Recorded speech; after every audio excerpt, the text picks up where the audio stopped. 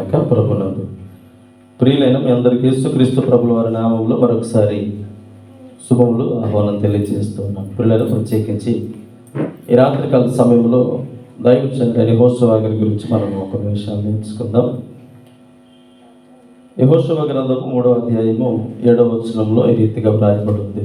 అప్పుడు యెహోషువతో ఇట్లా నేను మోషేకు తోడైనట్లు నీకును తోడైందునని ఇశ్రాయేలు అందరూ ఎరిగినట్లు నేడు వారి కనులు ఎదుట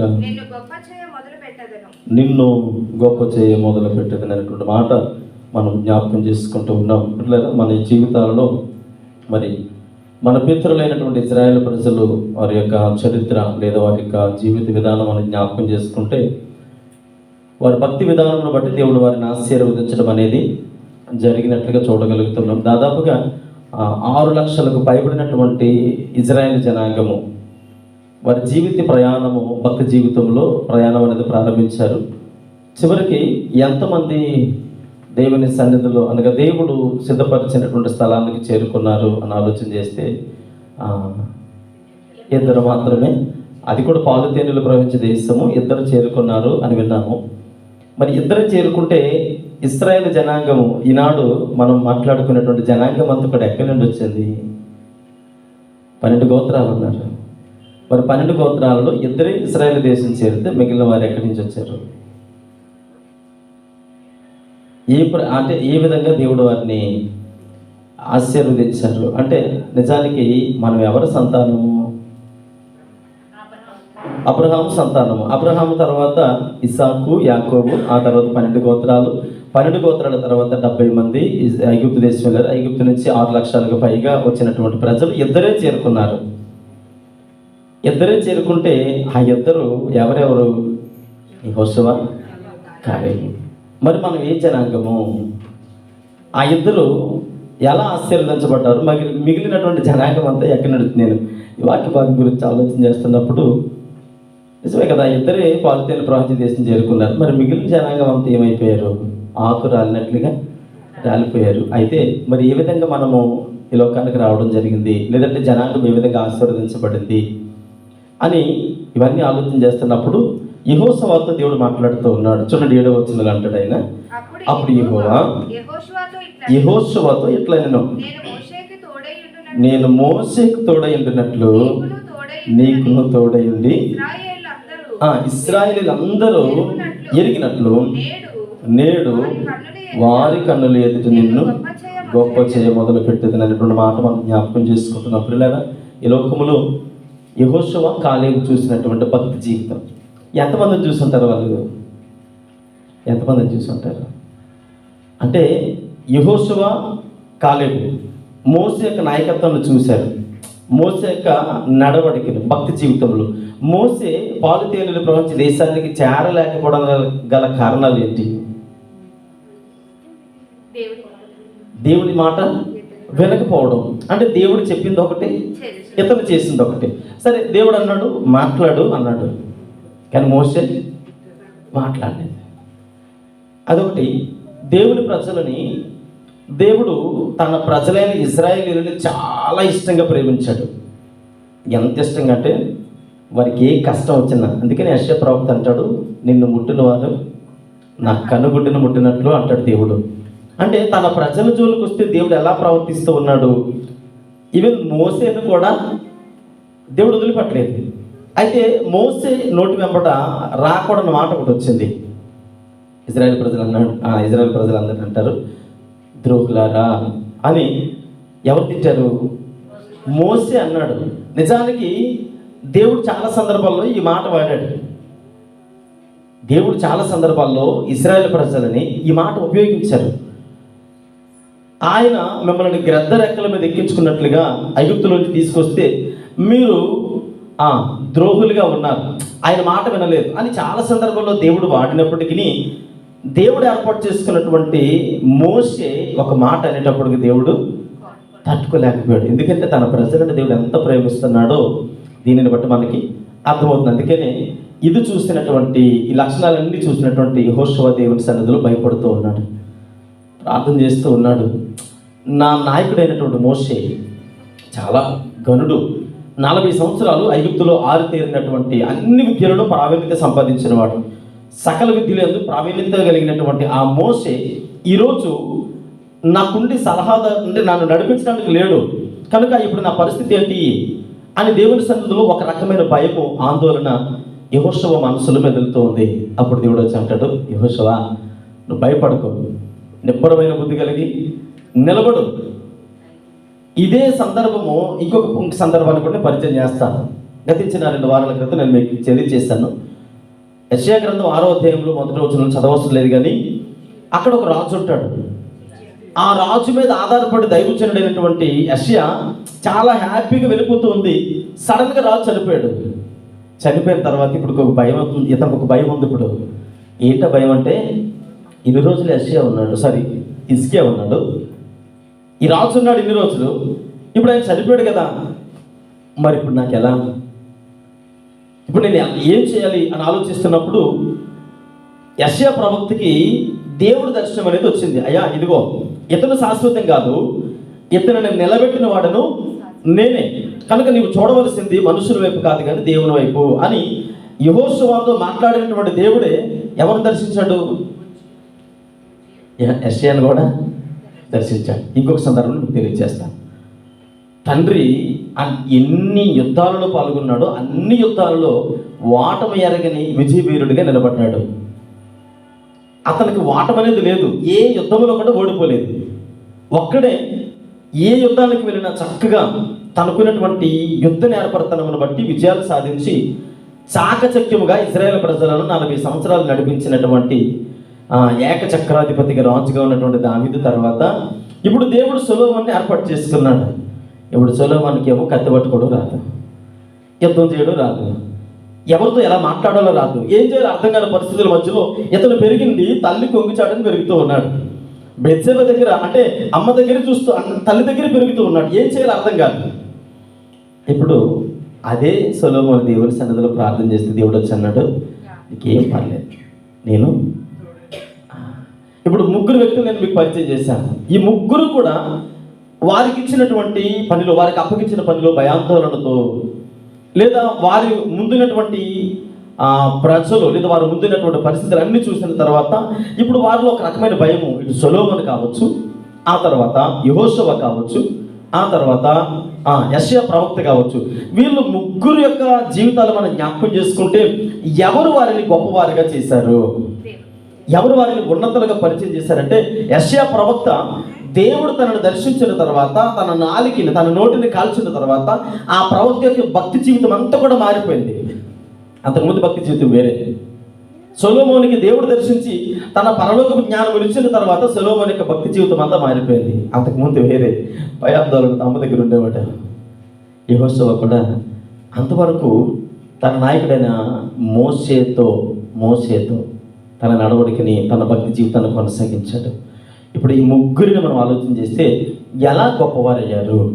ఈరోజు దేవుని బిడ్డలుగా మనము గొప్పవారిగా ఉండడానికి, ఉన్నతులుగా దేవుని సన్నిధిలో మనల్ని మనం పరిచయం చేసుకోవడానికి, లేదా దేవుడు మనల్ని అనేకులు పరిచయం చేయడానికి ఈ గొప్పతనం అనేది ఎవరిస్తారు? మనుషులు ఇస్తే వచ్చేదా? లేదంటే మన బంధువులు, స్నేహితులు, లేదంటే ధనం ఖర్చు పెడతాను? ఎలా వస్తుంది గొప్పతనం మనం ఆలోచన చేస్తే చూడండి, 7వ వచనంలో అంటాడు, అప్పుడు యెహోషువతో ఇట్లా నేను మోషేకు తోడైనట్లు నీకును తోడైందును, ఇశ్రాయేలు అందరూ ఎరిగినట్లు నేడు వారి కన్నుల ఎదుట నిన్ను గొప్ప మొదలు పెట్టుదును, గొప్ప చేయ వారి కన్నుల ఎదుటే నేను నిన్ను గొప్ప చేయ మొదలు పెట్టుదును అని దేవుడే స్వయంగా యెహోషువతో ప్రమాణం చేస్తూ ఉన్నారు. చూడండి, మరి దేవుడు మనల్ని గొప్ప చేయాలంటే మనం నేర్చుకోవలసినటువంటి 5 విషయాలు నేను క్లుప్తంగా చెప్పేసి ముగిస్తాను. చూడండి, ఆదికాండము 12వ అధ్యాయము 2వ వచనములో చదివితే, ఆదికాండము 12వ అధ్యాయము 2వ వచనములో ఈ రీతిగా వ్రాయబడింది, నిన్ను గొప్ప జనముగా చేసి నిన్ను ఆశీర్వదించి నీ నామమును గొప్ప చేయుదును, నీవు ఆశీర్వాదముగా వదువు. ఏం చేస్తాడంటే దేవుడు అంటే 2వ వచనం అనుకుంటాను మనం చదివింది, నిన్ను గొప్ప జనముగా చేసి నిన్ను ఆశీర్వదించి నీ నామమును గొప్ప చేయుదును, నీవు ఆశీర్వాదముగా నుందువు అని దేవుడు ఎప్పుడు మాట్లాడుతున్నాడు అబ్రహాముతో? ఆ మొదటి వచనం చూడండి, నీవు లేచి నీ దేశము నుండి నీ బంధువుల యొద్ద నుండి నీ తండ్రి ఇంత నుండి బయలుదేరి నేను నీకు చూపించే దేశమునికి వెళ్ళము చాలండి. అంటే దేవుడు అబ్రహామును గొప్ప చేయడానికి గల కారణం ఏంటంటే విధేయత. ఏంటా విధేయత? నిజానికి గతించిన కొన్ని వారాల క్రితం నేను మీకు తెలియజేశాను, అబ్రహాము వారు నివసించేటువంటి ఊరు అనేటువంటి ప్రాంతం ఏదైతే ఉందో ప్రపంచంలో కనుమరుగైపోయింది కొన్ని సంవత్సరాల క్రితమే.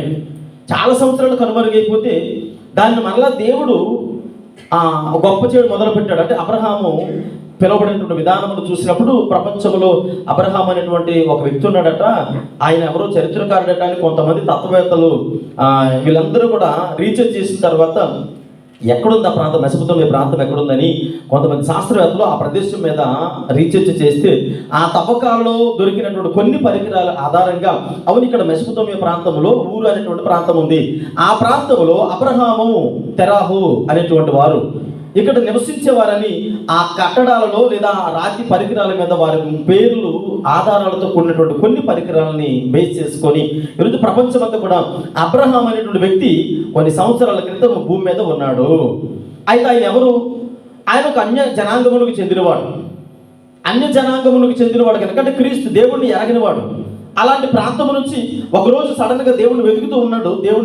ఎవరు దేవుడు అసలు అంటే నిజానికి చరిత్ర ఏం చెబుతుందంటే వారి తండ్రి గారు విగ్రహాలను తయారు చేసుకునేవాడని అబ్రహాముకు వచ్చిన అనుమానమును బట్టి అసలు ఎవరు దేవుడు అనే ఆ రీసెర్చ్లో ఉన్నప్పుడు దేవుడు సడన్గా వచ్చి అబ్రహాంతో మాట్లాడుతూ ఉన్నాడు. నువ్వులే అని దేవుడు మాట్లాడు కానీ అయ్యా మీరు ఎవరు, నేను ఎక్కడికి వెళ్ళాలి, అసలు మీరు నన్ను వెళ్ళమంటున్నారు కదా నేను వెళ్ళి ఏం చేయాలి అని ఏమి క్వశ్చన్ చేయలేదు.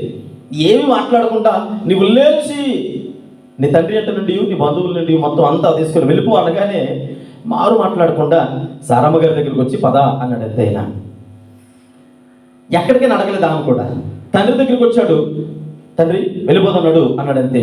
అంటే అబ్రహాం యొక్క వంశావళి ఆ కుటుంబం యొక్క చరిత్ర మీరు జ్ఞాపకం చేసుకోండి. దేవుడు అబ్రహామును గొప్ప చేయడానికి గల కారణం ఏంటంటే మొట్టమొదటిగా ఇక్కడ అబ్రహాములో మనం గమనించేది విధేయత. దేవుడిని ఒక్క మాట కొట్టడం లేదు. ఎక్కడికి అసలు మీరు ఎవరయ్యా, నేను దేవుని వెతుకుతూ ఉన్నాను, మీరు నాకు సడన్గా ప్రత్యక్షమే మాట్లాడుతూ ఉంటే మీ స్వరం నాకు వినబడుతుంది, అయితే నేను ఎక్కడికి వెళ్ళాలి? నేను అనుకుంటాను సారమ్మ కూడా పదార్థగానే వెళ్ళి ఒక 2-3 రోజులు ఉండి వచ్చేస్తామా, వారం రోజులు ఉంటామా, 10 రోజులు ఉంటామా, సంవత్సరం ఉంటామా, పోనీ మరలా వస్తాం, ఏం అడగలేదు. అంటే వారి ఇరువురు భార్య భర్తలకు విధేయత.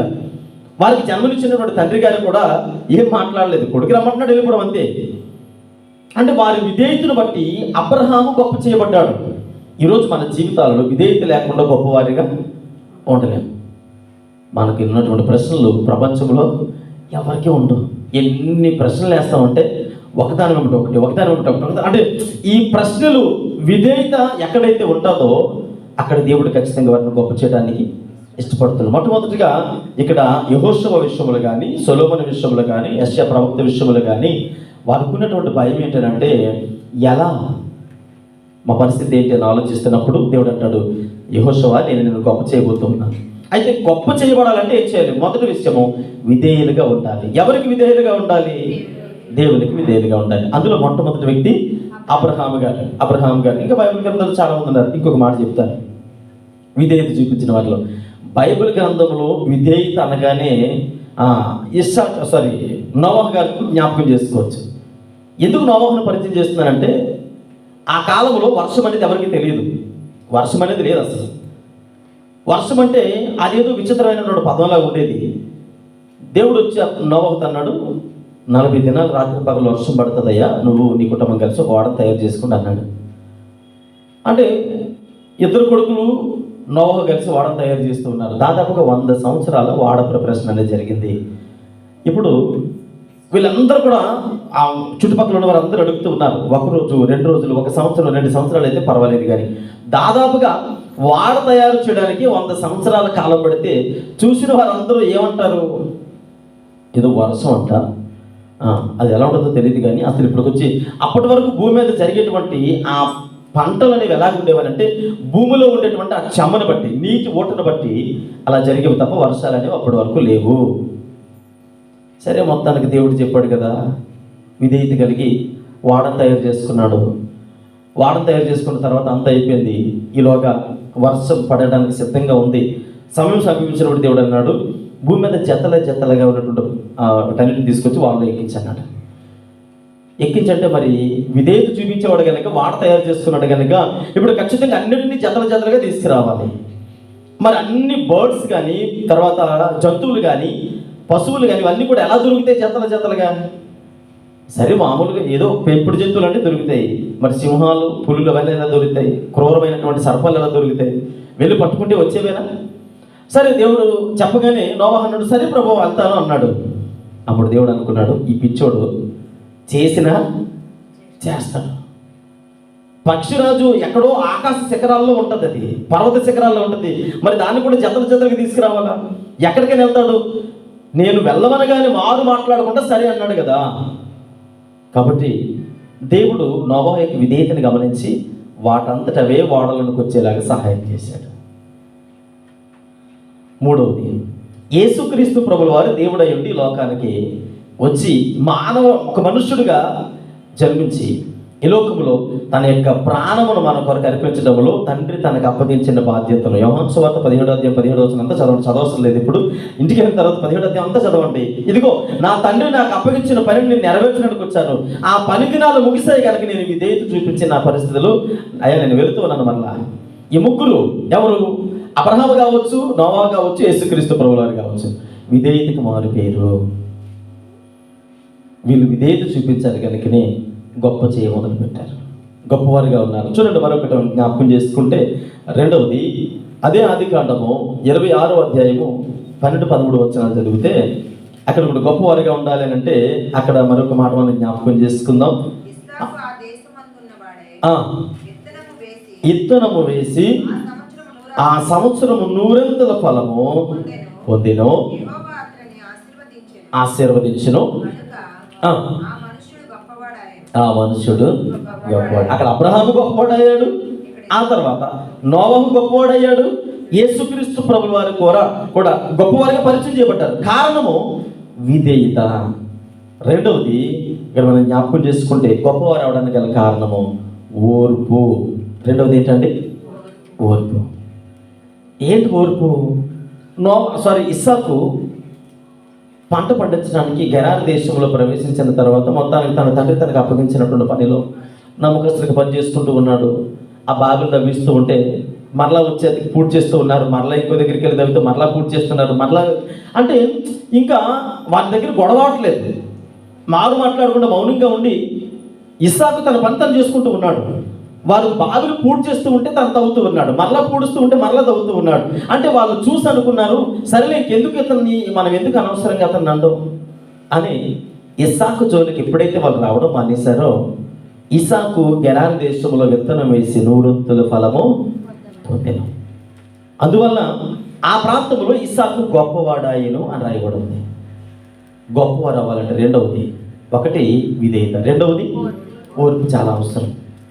ఓర్పు లేకుండా ఈరోజు మన జీవితంలో ఓర్పు అనేది మన జీవితంలో లేకుండా గొప్పవారిగా పిలవబడలేమని మనం జ్ఞాపకం చేసుకుంటూ ఉన్నాం. యేసుక్రీస్తు ప్రభుల విషయంలో ఆయనకున్నంత ఓర్పు మరి ఎవరికి కూడా లేదు. ఎంత ఓర్పు అని అంటే ముఖం మీద కొడుతూ ఉన్నా, కాండ్రకి చుమ్మలేస్తూ ఉన్నా, తిడుతూ ఉన్నా, ఏమన్నా సరే యేసు ప్రభువు మారు మాట్లాడుకుంటా మౌనంగా ఉండిపోయారు. అలా ఉండిపోయారు. నేను అనుకుంటాను ఇటు సొలొమోను జీవితాన్ని కూడా జ్ఞాపకం చేసుకుంటే సొలొమోను కాలంలో యుద్ధాలు అనేవి లేవు. తను పరిపాలించినటువంటి 40 సంవత్సరాలలో ఎప్పుడు కూడా యుద్ధాలు అనేవి లేవు. అంటే ఆ సమయంలో రాజ్యము శాంతి సమాధానములతో కొనసాగింది అని రాయబడింది. ఎవ్వరు సొలొమోను ఏమనుకుంటుంటారండి? మీరు గమనించండి, అబ్షాలోము దావీదు మీదకి రాలేదా? దావీదుకి ఉన్నటువంటి బిడ్డలు దావీదుని చంపాలని ఆ సింహాసనం కొరకు ప్రయత్నాలు చేయలేదా? అయినా దేవుడు తన చిత్త ప్రకారంగా సొలొమోనుకి ఇచ్చిన తర్వాత, ఇప్పుడు సొలొమోను పొందుకున్న తర్వాత దేశమంతా కూడా శాంతి సమాధానములతో కొనసాగింది కనుక మరి సొలొమోను మీదకి ఎవ్వరు రాకుండా ఎవరు అడ్డు ఉంటారు? దేవుడే సంరక్షకుడిగా ఉన్నాడు. కారణం సొలొమోను ఓర్పు కలిగి తన జీవితాన్ని కొనసాగించాడు. గొప్పవారు అవ్వాలి అని అంటే రెండు కారణాలు. ఒకటి విధేయత, రెండు ఓర్పు. మూడవది మనం జ్ఞాపకం చేసుకుంటే 2వ దినవృత్తాంతముల గ్రంథము రెండవ దినవృత్తాంతముల గ్రంథము 17వ అధ్యాయము 4వ వచనాన్ని చదువుకుందాం. రెండవ దినవృత్తాంతముల గ్రంథము చదవండి. తన తండ్రి దేవుని ఆశ్రయించెను, వెంబడింపక నడిచెను. కాబట్టి యెహోవా అతని చేత రాజ్యమును స్థిరపరిచెను. యూదా వారందరూ ఐశ్వర్యమును ఘనతయు కలిగిను.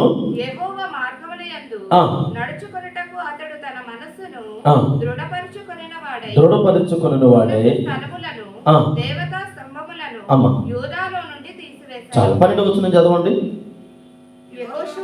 యెహోషాపాతు అంతకంతకు గొప్పవాడై యూదా దేశమునందు కోటలను సామగ్రిని నిలవ చే పట్టణములను కట్టించెను. కారణము ఇక్కడ మనం జ్ఞాపకం చేసుకుంటే అతను గొప్పవాడు అవడానికి 3వ కారణం ఏంటి? ఎవరిని ఆశ్రయించాడు? దేవుణ్ణి ఆశ్రయించాడట. మనం గొప్పవారు అవడానికి, గొప్పవారు అంటే కోటీశ్వరులు కాదు, ఉన్నతంగా దేవుని యొక్క నామమును గణపరుచు వారిగా, దేవుని కొరకు ప్రయాసపడే వారిలో గొప్పవారిని పిలువబడడానికి. అందుకే నేను ప్రారంభంలో 3 పరిచయం చేశాను. 1 సొలొమోను, 2 యెషయా ప్రవక్త, 3వది యెహోషువ. వీరు ఆధ్యాత్మికంగా గొప్పవారిగా పిలువబడడానికి అంతకు ముందు వారి ఆధ్యాత్మిక స్థిరత్వం వేరు, తర్వాత దేవుడి మీద ఆధారపడిన తర్వాత వారి స్థిరత్వం వేరు. అంటే వారు గొప్పవారిగా అవడానికి 1 విధేయత చూపించారు, 2వది ఓర్పు కలిగి ఉన్నారు, 3వది దేవుణ్ణి ఆశ్రయించారు. దేవుణ్ణి ఆశ్రయించినప్పుడు దేవుడు వారి ఇశ్రాయేలు జనాంగము చూస్తూ ఉండగానే వారిని గొప్పవారిగా చేశాడు. 3వది మనము దేవుణ్ణి ఆశ్రయించే వారిగా ఉండాలి, దేవుని పైనే ఆధారపడేవారిగా, ఏ సమస్య వచ్చినా దేవుని సన్నిధిలో ప్రార్థించేవారిగా ఉన్నప్పుడు దేవుడు ఖచ్చితంగా ఆధ్యాత్మిక జీవితాలను ఉన్నతమైనటువంటి స్థితిగతుల్లో నిలబడడానికి అవకాశం ఉందని దేవుని సేవకుడిగా మనవి చేస్తూ ఉన్నాను. 4వది మత్తయి సువార్త 18వ అధ్యాయము 4వ వచనాన్ని చదువుకుందాం. మత్తయి సువార్త 18వ అధ్యాయం 4వ వచనం. గొప్పవారిగా ఉండాలంటే 4వ విషయము, మనం నేర్చుకోవలసినటువంటి 4వ విషయము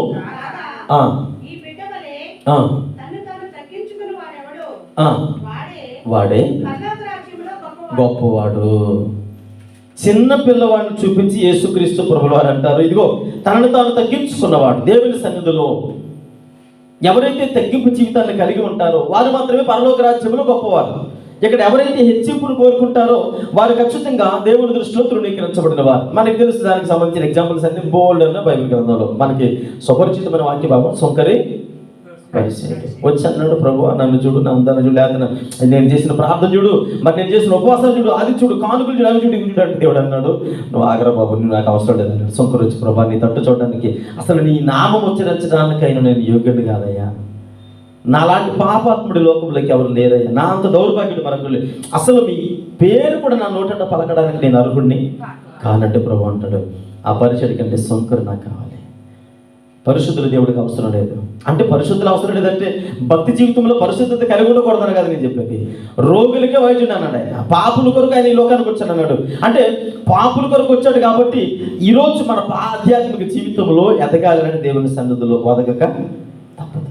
ఒక చిన్న పిల్లవాడిని చూపించి, అయ్యా చిన్న పిల్లవాడు అంటే చిన్న పిల్లడు అని అనగా దానికి రీజన్ ఏంటంటే ఎగ్జాంపుల్ తగ్గింపు జీవితానికి సాదృశ్యము. ఎవ్వరు కూడా దేవుని ముందు గొప్పవారిగా మనము హెచ్చింపు అనేది కోరుకోకూడదు. ప్రభా మేము ఎంత ఎదిగినా మీ ముందు ఓదుకుండవలసిన వారు కనుక ఎప్పుడైతే మనలో మనం తగ్గించుకుంటామో దేవుడు అంటాడు, తనని తాను తగ్గించుకున్నవాడు హెచ్చింపబడతాడు. 4 విషయాలు. 1 విధేయత కలిగి ఉండాలి, 2వది ఓర్పు కలిగి ఉండాలి, 3వది దేవుడిని ఆశ్రయించే వారిగా ఉండాలి, 4వది తగ్గింపు జీవితాన్ని కలిగి ఉండాలి. 5వ విషయాన్ని చెప్పేసి నేను ముగిస్తాను. 5వ విషయం మత్తయి సువార్త 20వ అధ్యాయము 26వ వచనాన్ని చదువుకొని ముగించుకుందాం. మీలో అలా ఉండకూడదు, మీలో ఎవడు గొప్పవాడై ఉండకూడనో వాడు పరిచారకుడై ఉండవలెను. 5వ విషయము, గొప్పవారిగా ఉండాలంటే ఎలా ఉండాలి? పరిచారకుడు. పరిచారకుడు అంటే అర్థం ఏంటి? పరిచారకుడు అంటే నాకు తెలిసి నా చిన్నతనంలో మేము పరిచారకులు పనేటప్పటికి ఎలా ఉండేది అంటే, దేవుని మందిరంలో ఏ పనైనా, అది తొడవడం అయినా, కడగడం అయినా, ఈ శుభ్రం చేయడం అయినా, లేదంటే బెంచీలు సరదడం అయినా, ఏ పనైనా దేవుని మందిరంలో, అంటే దేవుని కంటే మనం ఎవ్వరూ కూడా గొప్పవారం కాదు. మనల్ని కలుగు చేసింది ఆయన కాబట్టి ఆయన మందిర పరిచర్యలో మనం ఎప్పుడైతే మనల్ని మనం తగ్గించుకొని, ప్రభా ఇది నీ పని, ఇది మనుషుల పని కాదు ప్రభా, ఇదిగో మాకు అప్పగించిన పనిలో, మాకు అప్పగించిన మందిరంలో మేము నమ్మకస్తులుగా మమ్మల్ని మేము తగ్గించుకొని, మేమందరము పరిశుభ్రం కొరకు, మేమందర శ్రేష్టత కొరకు, మేమందరము అనేకుల్లో కనిపించడం కొరకు కొన్ని సందర్భాలు మీరు చూడండి. కొంతమంది అన్ని జనాంగము ఏం చేస్తుంటారంటే, చాలా సందర్భాల్లో మనం చూస్తూ ఉంటాం, వారి పరిసర ప్రాంతాలు, కొన్ని ప్రదేశాలు ఉంటాయి వాళ్ళకి, ఆ ప్రదేశాల్లో వారు గమనిస్తున్నప్పుడు మనం వారిని గమనిస్తే, వాళ్ళు ఆ గుడి దగ్గరికి వెళ్ళినప్పుడు కానీ, ఆ ప్రదేశాల్లో ఉన్నప్పుడు కానీ వారికి ఉండే శుభ్రత వేరు. వస్త్రధారణ విషయంలో కానీ, వారి యొక్క అక్కడ వరకు చెప్పులు కూడా ఎక్కడో దూరంగా విడిచిపెట్టేసి మందిరంలోకి వెళ్తారు. మళ్ళీ అక్కడి నుంచి వచ్చి అక్కడ ఎవరు చెప్పరు వాళ్ళకి ఇది పరిశుద్ధమైన స్థలం అని, ఎవరు చెప్పరు. వెళ్తారు, చక్కగా అన్ని చేసుకుని వచ్చేస్తారు. కానీ ఆ గుడి దగ్గరికి వెళ్ళేటప్పటికి వారిలో ఒక రకమైనటువంటి ఆ భక్తి జీవితం కనపడుతుంది. కానీ క్రైస్తవ విశ్వాస జీవితాలకు వచ్చేటప్పటికి మందిరాన్ని కూడా, కానీ మన దేవుడు ప్రపంచంలో ప్రఖ్యాతిగాంచినటువంటి దేవుడు. అంటే ప్రపంచంలో మనకి, అంటే అన్యులకున్నటువంటి భయం మనకు లేదు. అది ఏమంటారు తెలుసా? ఏమంటే యేసు ప్రభువు చాలా గొప్ప దేవుడు అండి. ఆయన చాలా పరిశుద్ధుడు అండి. ఆయన ఎంత నీతిమంతుడండి. ఆయన తన రక్తాన్ని చిందించాడండి. అంటే వారు మన పరిచయం, అంటే జీవితంలో చూస్తున్నప్పుడు చాలా సందర్భాల్లో మందిర పరిసర ప్రాంతాల్లో కొన్ని పరిస్థితులు, ప్రదేశాలు, ఆ వాతావరణం చూస్తున్నప్పుడు, ఎవరైనా చూసినప్పుడు ఇది కదా దేవుని మందిరం అంటే. దేవుని మందిరం అంటే ఇలా ఉండాలి, దేవుని మందిరం అంటే ఇలా, అంటే ఇంత శుభ్రంగా ఉండాలి, ఎంత పరిశుభ్రంగా ఉండాలి అని ఏదైనా ఒక ప్రదేశాన్ని చూసినప్పుడు, కొన్ని సందర్భాల్లో కొన్ని ప్రదేశాలకు వెళ్ళినప్పుడు, టూరిస్ట్ ప్లేస్లు అంటారు కదా, కొన్ని ప్రదేశాలు, కొన్ని గుడులు, వాటిని టూరిస్ట్ ప్లేస్లుగానే చూస్తారు. ఎందుకని? అక్కడికి వెళ్ళేటప్పుడు నాకు తెలిసిన కొన్ని ప్రదేశాలు, కరుణాపురం అంటారు, వరంగల్ ప్రాంతంలో చాలా పెద్ద మందిరం, అది కొన్ని వేల ఎకరాల్లో కట్టారు. అక్కడికి జనాలు వెళ్తూ వస్తూ ఉంటారు. మెదకులో ఉన్నటువంటి చర్చి కానీ, అంటే వెళ్తూ వస్తూ ఉంటారు. దాన్ని ఎలా పడితే అలా ఉంచేస్తే జనాలు వెళ్తారా? వెళ్ళరు. అక్కడికి వెళ్ళినప్పుడు చాలా శుభ్రంగా ఉంచుతారు. కొంతమంది దానికోసం పరిచారకులు ఉంటారు, శుభ్రం చేసుకుంటారు నీట్గా. దేవుని మందిరం అనేటప్పటికీ మాకు తెలియక కరుణాపురం వెళ్ళినప్పుడు మాకు తెలీదు, జనరల్గా అది టూరిస్ట్ ప్లేస్ అనేటప్పటికీ షూస్ అన్నీ ఒక దగ్గర పెట్టాలని, ఇలా సాక్స్లు తీసి వెళ్ళాలని మాకు తెలియదు. షూస్ అన్నీ చెప్పులన్నీ ఒక దగ్గర విడిచిపెట్టాం. వెళుతూ ఉంటే కొంతమంది పరిగెత్తుకొని వచ్చారు. కొంతమంది పరిగెత్తుకొని వచ్చి, అన్న ఇలా లోనికి వెళ్ళకూడదు, సాక్షులతోటి అవి కూడా తీసేయాలి, తీసి అక్కడ పెట్టేసి అప్పుడు వెళ్ళాలి. అంటే దానికి ఒక పర్టికులర్గా ఒక ప్రదేశం ఉంది. అక్కడికి వచ్చిన వారందరూ కూడా ఏదో ఒక చిన్న పనైనా చేసి వెళ్ళాలి. అన్న పిలుస్తున్నాడు, అక్కడ ఉంటారు, పాల్ అన్నటువంటి ఒక ఆయన ఉంటారు, తర్వాత ఇంకొక ఆయన ఉంటారు, ఇద్దరు అన్నదమ్ములు మందిరాన్ని కట్టించారు. ఆర్ట్స్ బ్యాక్గ్రౌండ్లో నుంచి వచ్చి వాడు దేవుని సేవ పరిచర్య సొంతంగా స్టార్ట్ చేసి కొన్ని వేల ఎకరాల్లో పరిచర్య స్టార్ట్ చేసి చక్కటి పెద్ద మందిరాన్ని కట్టించారు. చాలా పెద్దది, మెదక్ తర్వాత అదే ప్రపంచంలో పెద్దది అనుకుంటాను. అయితే అక్కడికి వచ్చిన వారందరూ ఏదో ఒక చిన్న పరిచర్య చేసి వెళ్ళాలి. ఆ మందిరానికి మనకి ఏ సంబంధం లేదు, కానీ అక్కడికి వెళ్ళిన తర్వాత కనీసం బకెట్తో నీళ్ళైనా తీసుకెళ్ళి ఎక్కడొక్కడ కొన్ని మొక్కలకైనా పోసి రావాలి. కొన్ని వేల మంది ఉంటారు అక్కడ, వాళ్ళు అలా తడిపి, అంటే అక్కడికి వచ్చిన వారికి అలా క్రమాన్ని నేర్పించారు. సొంత మందిరం, అనునిత్యము ప్రార్థించేటువంటి ప్రార్థనా స్థలము, మన మందిరము, మన పరిచర్య అనుకున్నప్పుడు, అరే పుట్టి పెరిగిన తర్వాత ఇదే మందిరము, చనిపోయే వారికి ఇదే మందిరము, నా పిల్లల జనాంగములు, అంటే తరతరాలు మారిన ఇదే మందిరం అనుకున్నప్పుడు, ఈ మందిర శుభ్రత అనేది ఎవరి చేతుల్లో ఉంది? ఖచ్చితంగా మనమే పరిచారకుడు. సేవకుడేమి ఆయనకేమి 2 కొమ్ములే ఉండవు, ఆయన కూడా అవసరం అనుకుంటే పరిచారకుడిగా మారాలి. ఎందుకని? దేవుడే యాజకుడు, దేవుడే నాయకుడు కనుక ప్రతి ఒక్కరూ దేవుని సన్నిధిలో పరిచారకులే. అందుకని అక్కడ చూడండి, మీరు వాక్య భాగం చదివితే అక్కడ అంటారు ఆయన 26వ వచనంలో మీలో అలాగునుండక ఎవరు గొప్పవారై ఉండగోరుచున్నారో వాళ్ళు పరిచారకులుగా మారాలి. లేదయా నేను గొప్పవాడుగా ఉండాలనుకోవటం లేదు అని అంటే పరిచర్య చేయవలసిన అవసరం లేదు. ఒక్కొక్కరికి దేవుడు ఒక్కొక్క తలాంతు ఇస్తాడు. ఆ తలాంతులను దేవుడి కొరకు వినియోగించేటువంటి బిడ్డలుగా ఉండాలి. అందుకని యెహోషువతో మాట్లాడుతున్న, యెహోషువ నువ్వేం భయపడవలసిన అవసరం లేదు, నేను నిన్ను గొప్ప చేయ మొదలు పెడతాను. మోసేకు తోడైనట్లు నేను నీకు తోడై ఉంటాను, నేను గొప్పవాడిగా చేస్తాను. అయితే ఈ 5 లక్షణాలు నీలో ఉండాలి. 5 లక్షణాలు ఏంటి? 5 లక్షణాలు. నీకు విధేయత కలిగి ఉండాలి నువ్వు. తర్వాత ఓర్పు కలిగి ఉండాలి. రెండవది నన్ను ఆశ్రయించేవాడుగా ఉండాలి. మూడవది నిన్ను నువ్వు తగ్గించుకోవాలి. ఐదవది పరిచారకుడిగా ఉండాలి. ఈ 5 లక్షణాలు నీలో ఉంటే నేను మోసేకు తోడైనట్లు నేను నీకు కూడా తోడై ఉంటాను. భయపడాల్సిన అవసరము లేదు. ఇదే 5 లక్షణాలు దేవుడు సొలొమోనుకు చెప్పాడు. ఇదే 5 లక్షణాలు మనము ఎవరిలో చూస్తాం? అబ్రహాంలో కూడా చూస్తాం. ఇదే 5 లక్షణాలు యెషయా ప్రవక్తలో చూస్తాం. ఇవే 5 లక్షణాలు యేసుక్రీస్తు ప్రభువు వారిలో కూడా చూస్తాం. ఈరోజు దేవుని బిడ్డలుగా ఈ 5 లక్షణాలు మనలో కూడా ఉండాలి. దేవుడు ఖచ్చితంగా మనల్ని గొప్పవారిగా చేయడానికి ఇష్టపడుతూ ఉన్నాడు. ప్రార్థన చేసుకుందాం. ఈ రాత్రికాల సమయంలో దేవుడిని అడుగుదాం, అయ్యా మా జీవితాలలో ప్రభువా మీరు మమ్మల్ని గొప్పవారిగా చేయడానికి ఇష్టపడుతున్నారు. అయ్యా మా జీవితాలలో ఈ 5 లక్షణాలు. ఒకటి అయ్యా విధేయత. నా ప్రభువా తండ్రి మా జీవితంలో